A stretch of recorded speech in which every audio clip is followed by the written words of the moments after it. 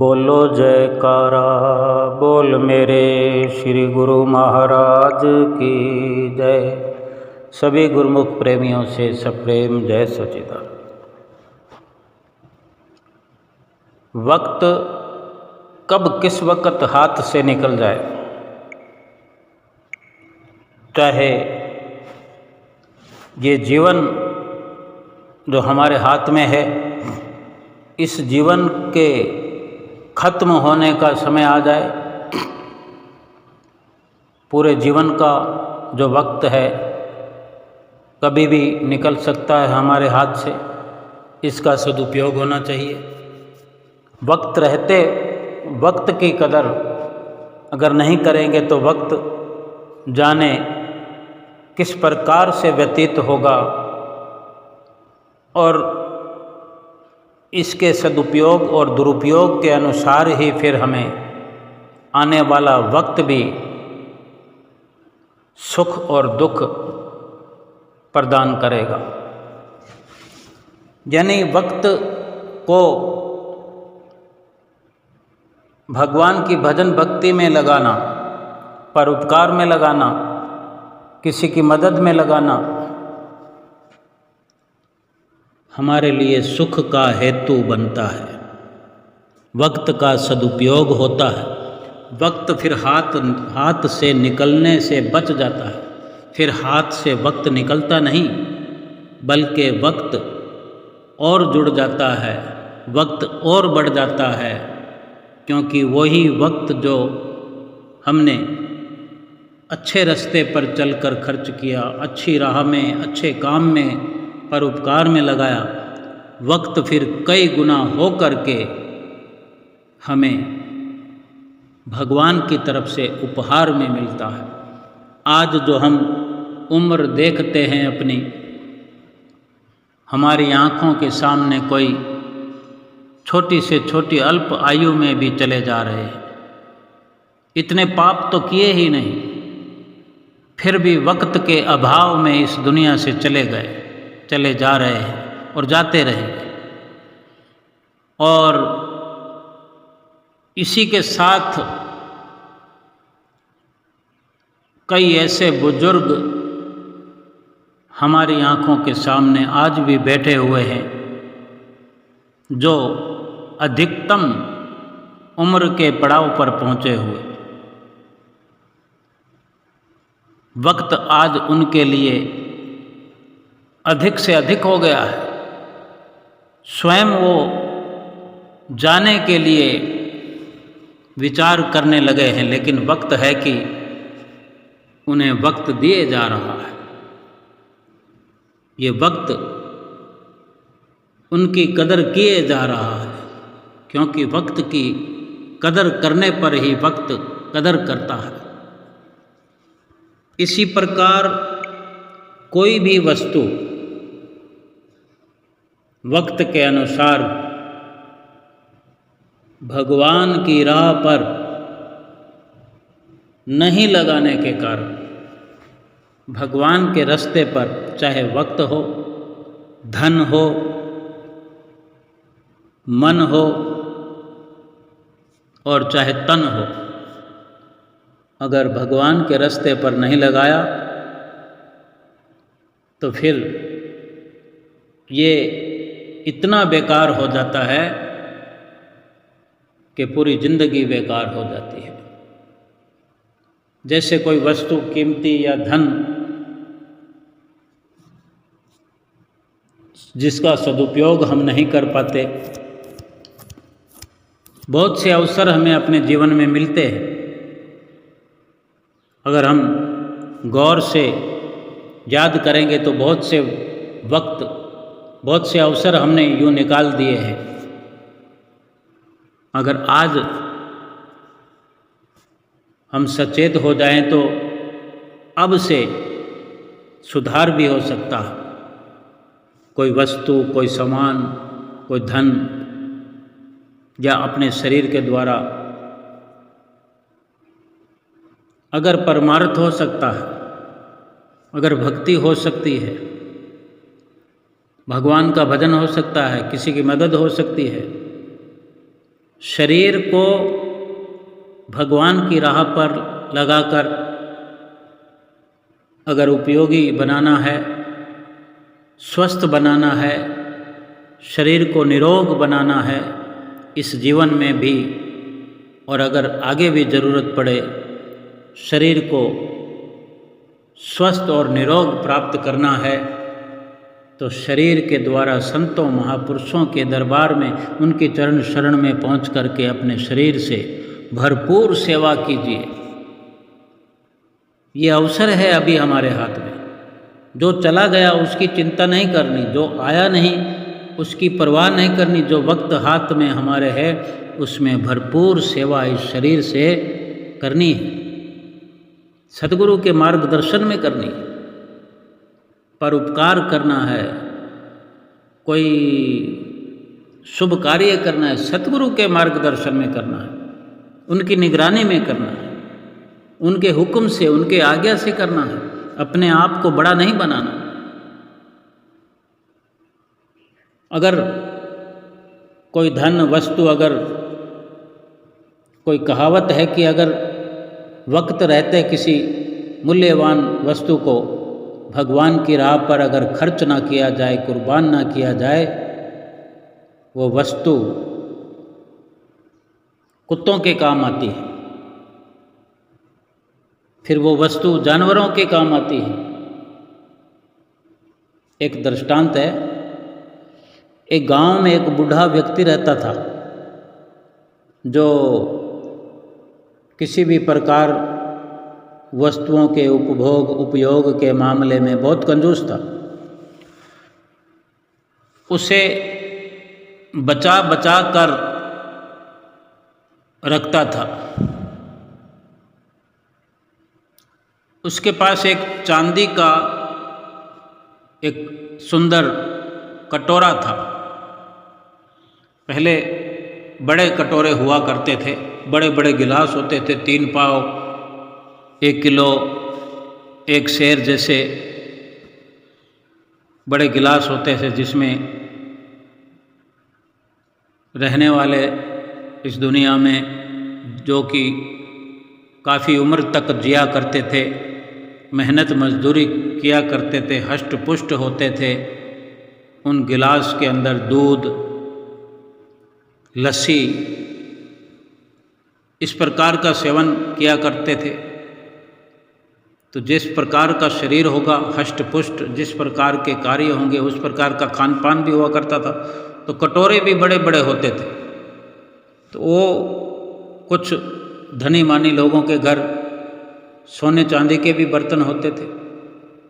तो उस व्यक्ति के पास चांदी का वो पात्र था, कटोरा एक, तो उसने वो बहुत संभाल कर रखा हुआ था। उसके घर में वही एक कीमती वस्तु थी। तो उसने क्या सोचा हुआ था कि कभी किसी विशेष व्यक्ति के मेरे घर आने पर उसको भोजन कराने के लिए मैं इस चांदी के कटोरे का उपयोग करूंगा। तो एक बार उसके घर में एक संत भोजन करने आने वाले थे। जैसे ही समय हो रहा था संत के आने का, तो उसका विचार बन रहा था कि संतों को उस चांदी के कटोरे में ही भोजन कराया जाएगा। भोजन का समय आते आते उस बूढ़े बुजुर्ग का विचार बदल गया। सोचने लगा, मेरा पात्र जो है, ये कटोरा जो है बहुत कीमती है, चांदी का बर्तन है। वो तो तब की बात थी, चांदी के कटोरे में भोजन कराने के लिए इस्तेमाल करना तो आज भी बहुत दुर्लभ है। हर किसी के घर तो ये संभव नहीं है। तो क्या सोचने लगा कि ये तो संत हैं, गांव गांव भटकते हैं, ऐसे साधुओं के लिए इतना कीमती चांदी का ये बर्तन मैं क्यों निकालूं। कोई राजसी ठाठ वाला व्यक्ति आएगा तभी इस्तेमाल करूँगा। कि कुछ दिनों बाद उसके घर वहाँ के राजा का मंत्री किसी कार्यवश आया, उसका भोजन था वहाँ पर। तो फिर एक बार विचार बना कि राजा का मंत्री आ रहा है, ये तो राजसी व्यक्ति है, राजा का बंदा है, तो आज चांदी के पात्र में भोजन कराऊंगा। जैसे समय आने का हुआ, फिर विचार बदल गया कि ये तो राजा का मंत्री है, राजा थोड़ी है। कभी राजा स्वयं मेरे घर भोजन करने आएगा तो इस कीमती पात्र में भोजन कराऊंगा। कुछ समय और बीता। एक दिन राजा स्वयं उसके घर में भोजन के लिए पधारे। अब राजा क्या था कि पहले जितना उसका जो गौरवशाली व्यक्तित्व था, वो उसका जो गौरव था वो कम हो गया था, क्योंकि वो पड़ोसी राज्य के राजा से पराजित हो गया। युद्ध जैसे हुआ करते थे, तो युद्ध में ये राजा हारा हुआ था, और हारे हुए थोड़ा आसानी से भोजन करने को भी आने को तैयार हो जाते हैं। तो पहले तो सोचा कि राजा के आने पर इस पात्र में, चांदी के बर्तन में भोजन कराऊंगा, और तैयार था। लेकिन मन में फिर विचार आया कि अब तो राजा हारा हुआ है, पहले जैसा गौरव तो रहा नहीं, अपने राज्य पर भी बहुत कुछ कब्जा करवा बैठा है। तो अब उचित नहीं कि मैं इस राजा को इस कीमती पात्र में भोजन कराऊं। कोई और गौरवशाली व्यक्ति आएगा, उसको भोजन कराऊंगा। और इसी प्रकार वो पात्र जो था, वो बार बार धरा रह गया। किसी के भी मान सम्मान में वो पात्र पेश नहीं कर पाया, और कुछ समय बाद उस बूढ़े व्यक्ति की मृत्यु हो गई। और मरने के बाद एक दिन उसके बेटे के हाथ लग गया वो चांदी का कटोरा। लेकिन उसको नहीं पता था कि ये चांदी का है, इतना कीमती है। वो नहीं जान पाया, क्योंकि वो पड़ा क्या है, काला हो गया था, मैला हो गया था, और इतना उन्हें नहीं ज्ञान था, नहीं समझ पाया वो। और उसने अपनी माँ को दिखाया कि ये कटोरा क्या काम में लेना है, क्यों पड़ा हुआ है यहाँ। तो उसकी माँ ने देखा तो कहने लगी, अब ये तो सोचा नहीं उन्होंने कि ये चांदी का भी हो सकता है, इतना कीमती हो सकता है। बस ऊपर से देखा कि मेला कुचेला है, तो थोड़ा मुंह बनाते हुए उसकी माता ने कहा, ये गंदा पात्र है, इसे कुत्ते के भोजन कराने के लिए रख दो। जब कुत्तों को भोजन कराना होगा इसमें डाल के, और कुत्ता उनके घर पालतू था, उसके काम में लिया जाने लगा। चांदी के बर्तन में भोजन कर रहा है घर का कुत्ता। जिस पात्र को उस व्यक्ति ने जीवन भर किसी विशेष व्यक्ति के लिए संभाल कर रखा था, आखिर में उसकी ये हालत हो गई। अब विचार करने की बात है, केवल इस्तेमाल ही तो करना था। इस्तेमाल करने से ही हमारी विचारधारा पवित्र हो जानी थी। कोई चांदी का बर्तन साथ में थोड़ी लेके जाता कोई, लेकिन हम आगे से आगे ये गौरव अपना बढ़ाने से बचते रहे। आज हमें कोई चांदी के बर्तन में अगर खाना खिलाएगा तो वो अपनी महिमा ही करेगा, अपना नाम रोशन करेगा। वो हमारा नाम रोशन करने के एवज में खुद अपना नाम रोशन कर लेगा। हम क्या किसी का बर्तन उठाकर थोड़ी ले आएंगे, लेकिन जहाँ जाएंगे उसकी तारीफ़ करेंगे कि चांदी के बर्तन में हमें खाना खिलाया। और जहाँ जहाँ तारीफ़ करेंगे वो वापस वही शब्द उसको लौट कर मिलेंगे कि वो फलां व्यक्ति कह रहे थे कि आपने बड़ा सम्मान किया उनका। यानी जो कुछ वो कर गया, उसी का किया कराया उसी को मिला। हम भी जो करते हैं वो हमें मिलना है। कोई भी वस्तु कितनी मूल्यवान क्यों ना हो, उसका मूल्य बरकरार तो तब रहेगा जब वो उपयोग में लाई जाएगी, तब वो मूल्य उसका और भी बढ़ जाएगा। बिना उपयोग के तो सब कुछ बेकार हो जाएगा। कीमती से कीमती वस्तु का भी फिर कोई मूल्य नहीं रह जाएगा। हमारे पास कीमती क्या है? ये तो संसारिक स्तर की वार्ता है, संसारिक विचारधारा है कि चांदी का बर्तन मूल्यवान है, सोने का बर्तन मूल्यवान है, इसके उपयोग से मान सम्मान बढ़ सकता है, इसके उपयोग से कोई लाभ हो सकता है। हमारे पास ये शरीर रूपी बर्तन है और इस बर्तन में बर्तन है, शरीर रूपी बर्तन में हृदय रूपी बर्तन है, दिल रूपी बर्तन है।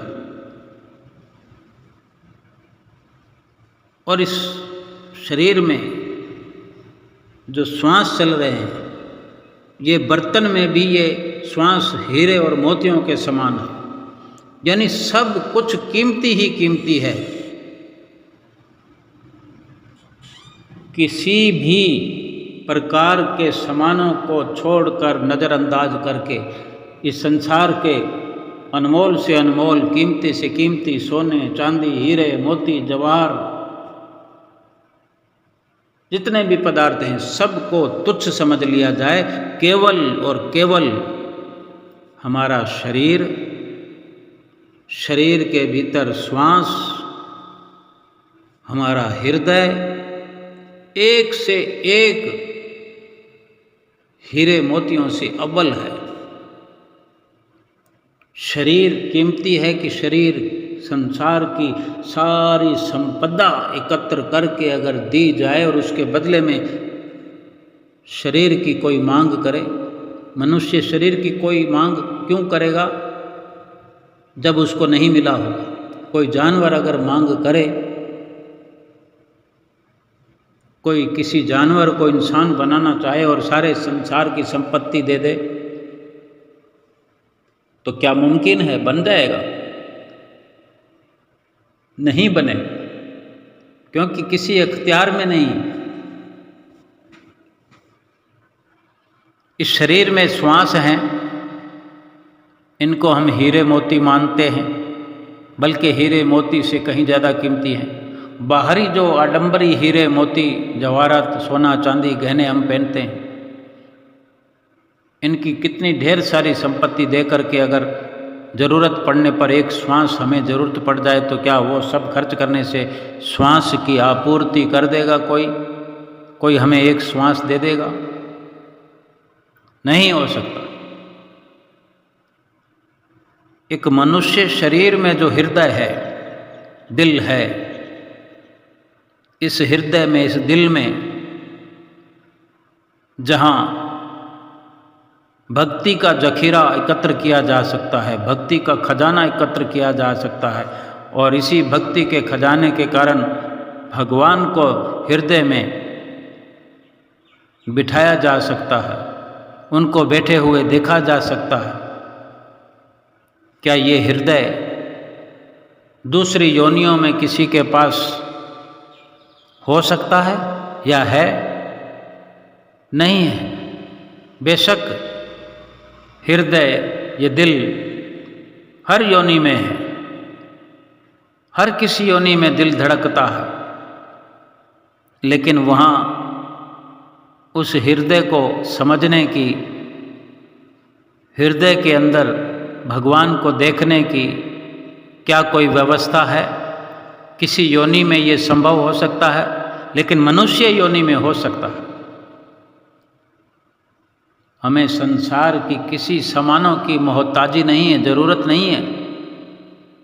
केवल अपने शरीर का सदुपयोग किया जाए, जिह्वा का सदुपयोग किया जाए, आँखों का सदुपयोग किया जाए, कानों का सदुपयोग किया जाए, हाथों का सदुपयोग किया जाए, पैरों का सदुपयोग किया जाए, अपनी चित्तवृत्तियों का सदुपयोग किया जाए, दिल का सदुपयोग किया जाए, श्वास का सदुपयोग किया जाए, शरीर से हम सेवा करें, हम तो भाग्यशाली हैं, हम तो श्री गुरु महाराज जी के सेवक हैं।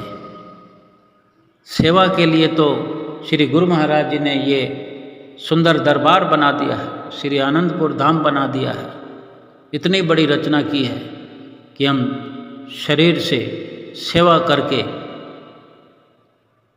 अपनी जीवात्मा के लिए परोपकार कर सकते हैं। सारी दुनिया का परोपकार करने वाला, बड़े बड़े राजा महाराजा, हजारों लाखों की भीड़ को लंगर खिलाने वाले, उनके चूल्हा चौका जलाने वाले, जरूरी नहीं कि वो अपनी आत्मा का उद्धार कर सकते हैं। क्यों? कि उन्हें सेवा करने का अवसर नहीं मिला। अपने शरीर से सतगुरु की चरण शरण ग्रहण करके सेवा का उन्हें मौका नहीं मिला। लेकिन हम गुरुमुख प्रेमियों को ये अवसर मिला है। हमें ये प्रयास करना चाहिए। अगर नहीं करेंगे, ये शरीर अगर सतगुरु की रहनुमाई में सेवा करने के लिए खर्च नहीं हुआ तो शरीर तो विनष्ट जाएगा, खत्म हो जाएगा। खत्म हो रहा है। आँखों से सुंदर सतगुरु के दर्शनों में इस्तेमाल हो जाए, श्वासों से सुमरन हो जाए, हृदय दिल साफ सुथरा हो जाएगा।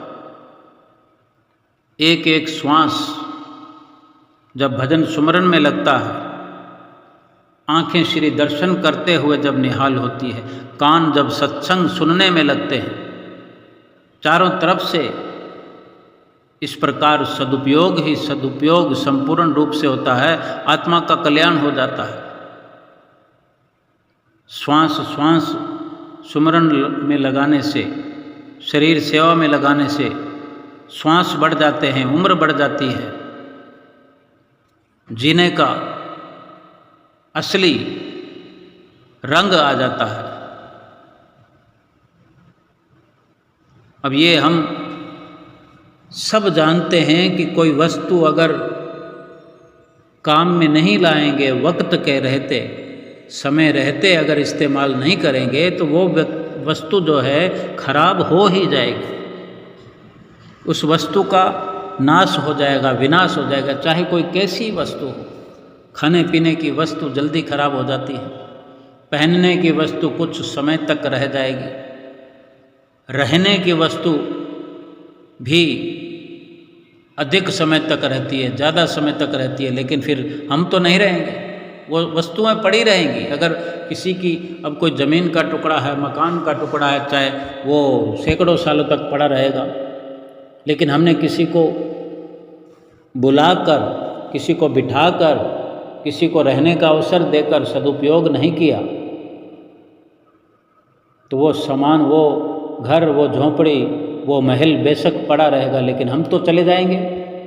हमने तो उसका सदुपयोग नहीं किया, किसी को वहाँ बैठने दिया, किसी को संत को आने का निमंत्रण नहीं दिया, अगर दिया तो उसके साथ वही हाल किया, संतों को संतों के नज़रिए से नहीं देखा।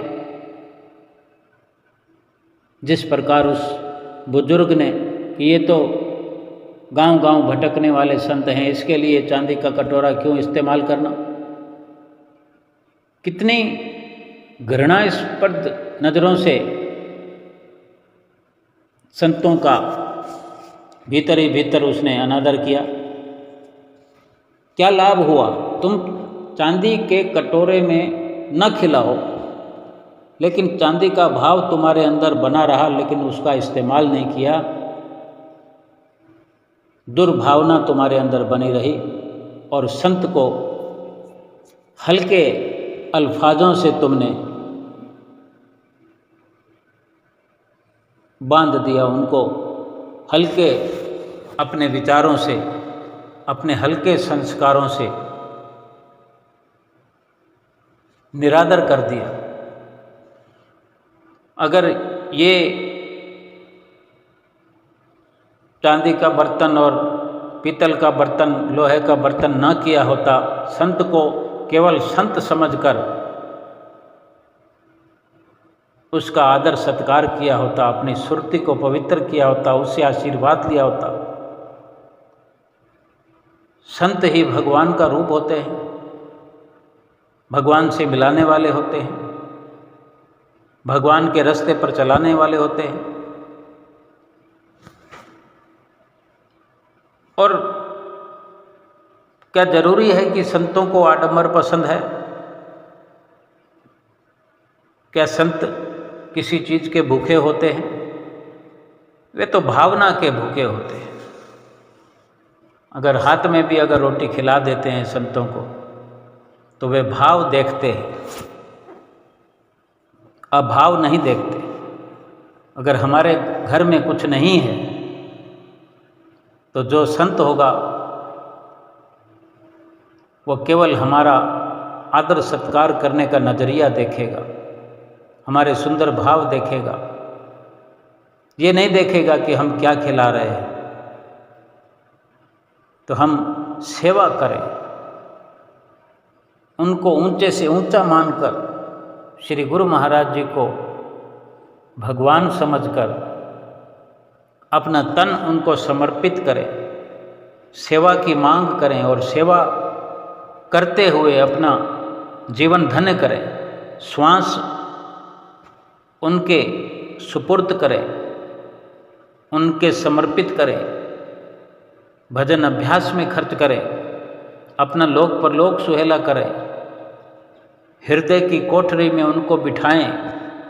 जैसे घर में संतों को बुलाते हैं, वो एक बाहरी नज़रिया है।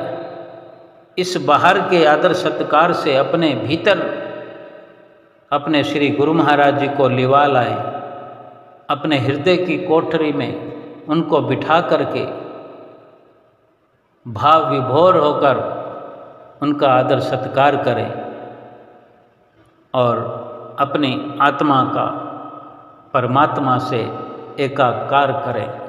बोलो जयकारा बोल मेरे श्री गुरु महाराज की जय।